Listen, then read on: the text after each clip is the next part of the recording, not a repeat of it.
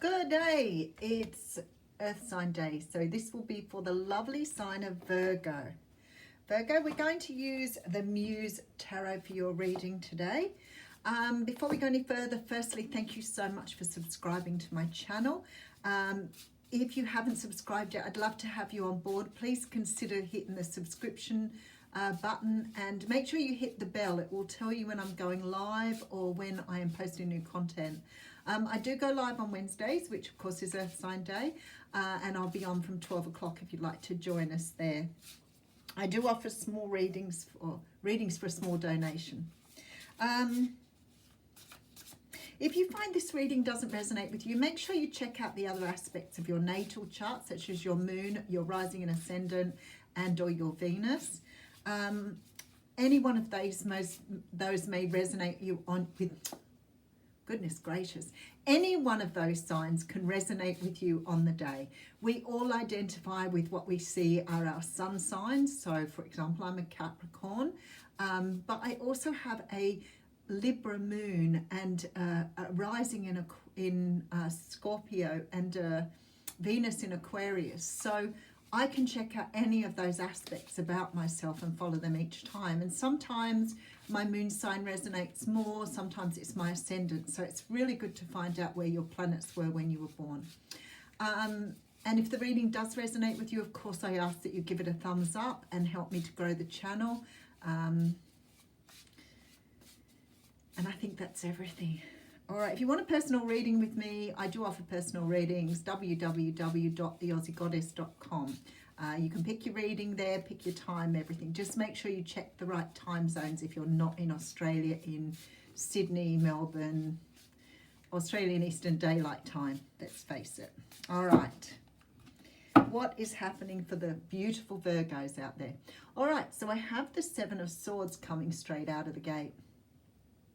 The seven, I love where it's represented by foxes here. I think foxes are really beautiful creatures. The only thing I don't like about them is that they would kill a whole hen house to take one chicken.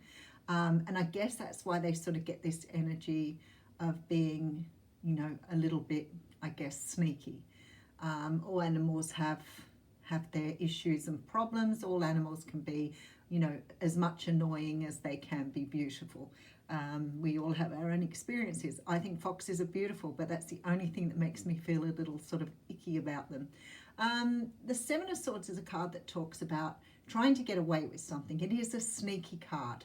Sometimes that trying to get away with something is necessary and it is part of what we need to do.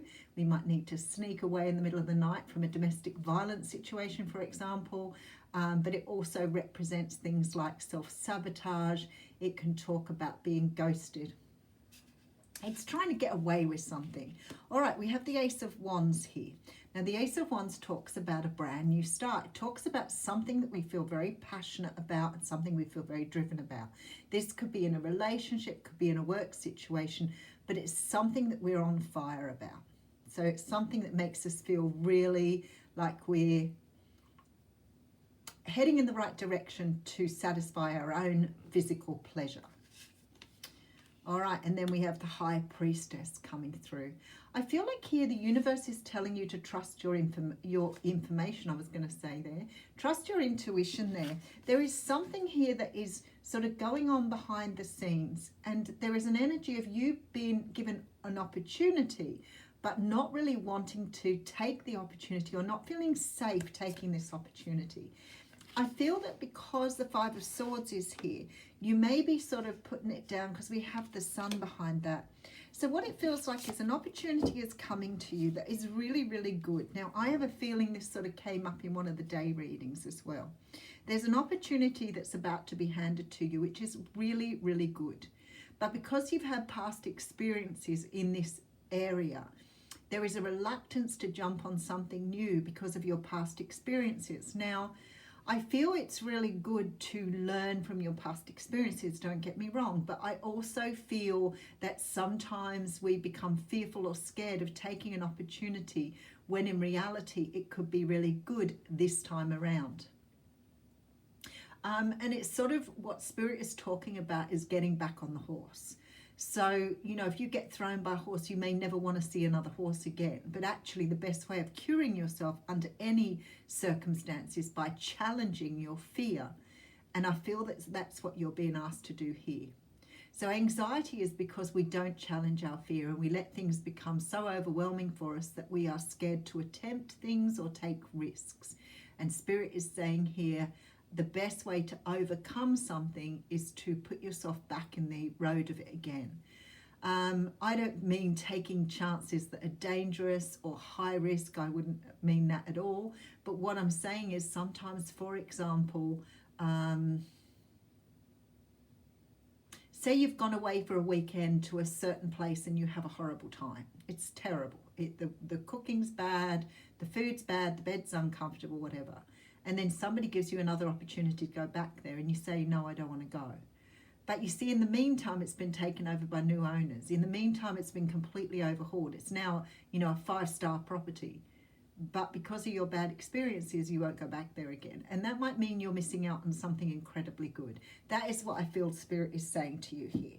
Don't sabotage something purely because of your past experience. Be a little decisive, they're saying, in what you take and what you don't, but also be prepared to take risks, because this time around may be very different. All right, so we have the Empress coming through. There you go. See, the Empress stands in her power. She totally knows what she's capable of. You know, if you have it the second time around, I've got to say to you, recently, every time I have a cup of coffee out somewhere, it's the worst cup of coffee. I've had like about 20 cup of coffees in a row where I've literally had to throw the coffee away. And I'm not that fussy. Usually I will drink coffee. But they have been so bad I couldn't drink them. And I'm not joking with you when I say that. And it's become a laughing stock with us at the moment, that every time we go and have a coffee, we're waiting to see what it's like. Can't wait to find the good ones again. And I feel like somehow or another that you self perpetuate something sometimes by allowing things to be negative like that. And last time I tried really hard to call in a good cup of coffee. I put all of my energy into it and the coffee was awful. And I was like, what is going on? Maybe I'm just not into coffee anymore. But it's really, it's really coming through. So I feel like with the Empress, the energy of the Empress is about birthing something new. She's ready, she's prepared, she feels powerful in this situation. Whatever it is for you, you're taking on this beautiful Empress energy and you're having a go at something here. I can see it. All right, we have the Knight of Swords. There you go, full of action, ready to take something on. For some of you, it could be an offer of love, because I do have the Four of Cups here, but the Four of Cups does say that you're not accepting a cup of coffee, I was going to say. You're not accepting this cup. Why are you not accepting this cup? Again, it comes down to you understanding you have a power in the situation. Don't give away your power because you don't believe you can have what you want here. Because I feel like something is being offered to you here and you're sort of nose up about it. What's the next? Okay, Queen of Cups. No, see, the Queen of Cups is much like the Empress. And we say the Empress is the culmination of all four queens. The Queen of Cups is incredibly intuitive. She's very in tune with herself. She knows how to love herself. She knows how to love others. And she doesn't do it unconditionally. She makes sure that she knows that what she is receiving is right for her. So she doesn't tolerate fools. She's very intuitive. She reads people really well. So I feel this is what you're being asked to do here. A lot of green in this reading. All right, so we have the Ace of Cups coming through. So for some of you, I feel like this is an offer of love. It may be coming. Seven of Cups here. This is why you're worried about it. Okay. And the Six of Swords. Right. Clear here. You've actually been through something with this person previously and it didn't go well. And this person is coming in to offer you another opportunity.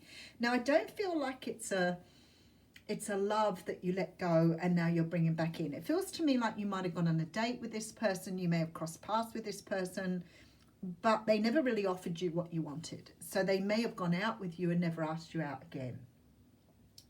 For some unknown reason, this person is coming back in, but this time around they're carrying a cup with them. So they mean business this time around.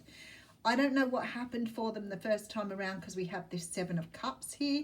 It is possible that they were in another situation, absolutely, but it is also possible that they weren't ready for commitment at the time. So this person looks like they're coming around again because I see them moving away here. I see a cup not being taken. I see a new cup being offered, but I also see the Seven of Cups, which says to me you're not trusting it. You believe somehow it's an illusion or that you're being deluded again. So it may be that you had a strong attraction, had a strong connection to this person, but then they may have decided they didn't want anything. And this time around you're going no, or saying I don't want your cup. And the universe is saying, no, hang on a moment, have a really good look at this offer because this time around, this person is ready and they may not have been ready the last time around. All right, let's see. So we have the Two of Cups coming through with the Two of Swords. So definitely making a decision here. And we have the Page of Cups at the end. So I feel like you're going to take this offer. I still feel you have the opportunity to say no to it if you don't want it, absolutely. But there's a lot of cups in this reading and the Empress. There is a lot of emotion in this reading. And I feel like you feel really strongly about this person, but it's your inner fears that are not letting it go. Now, I don't think this person did anything bad. I don't feel that they were in any way horrible to you, but they may have let you down. And that may be what you're basing your new information in. Okay, so we have the Seven of Swords coming through. So I feel like somehow or another, this person may have ghosted you in the past, very likely. But that sort of says to me that you're self-sabotaging a possibility here that could be really good. I do have the Ace of Wands. So we have the Ace of Wands and the Ace of Cups in this reading. So you and this person have a very strong physical attraction to each other, but there's love coming this time. The High Priestess is saying, trust your intuition. You may have moved away from this in the past, but this time around, it's going to bring you a great deal of joy because you're coming up as the Queen of Wands, which says to me, this is making you feel very powerful in this new situation. I feel like the person you're dealing with here could possibly be a Libra or a water sign, Cancer, Pisces, Scorpio. I really feel this person means business this time around. I think that they probably did feel a lot of love and affection for you last time, but maybe things moved too quickly. Maybe they had other things going on. Whatever it is, they've been able to get past them and come back around again. I don't know why they didn't trust your energy the first time around. Who knows? You may have a good reason. All right, now I have the Ace of Swords coming out with the Justice card. Beautiful. All right, and the Magician. So let me just show you when I ask for clarification on that. There is a truth coming here. So this person will tell you what happened and why they didn't come around the first time. I feel like this is something karmic. They may have had something in their own lives to deal with. Somebody else in their own life. You could be dealing with someone who was closing out a relationship and didn't want to move too quickly into a new relationship. But the Magician here tells me that this person is ready. They have everything they need this time around. So maybe they felt that they couldn't give you what you wanted the time before. I actually feel for some of you here, this person could have been committed to a very important work project and didn't have the time. Yeah, I always think, there's no excuse. You could send me a message or let me know what's going on, but sometimes people only know what they know and they don't always have the capacity to give you anything more. You may have this person, because you're coming up as the Empress here, and maybe this person was a little intimidated the last time. Maybe they thought you were too good for them. I don't know, but I've got the card of deep cellular healing coming through here, which is very interesting.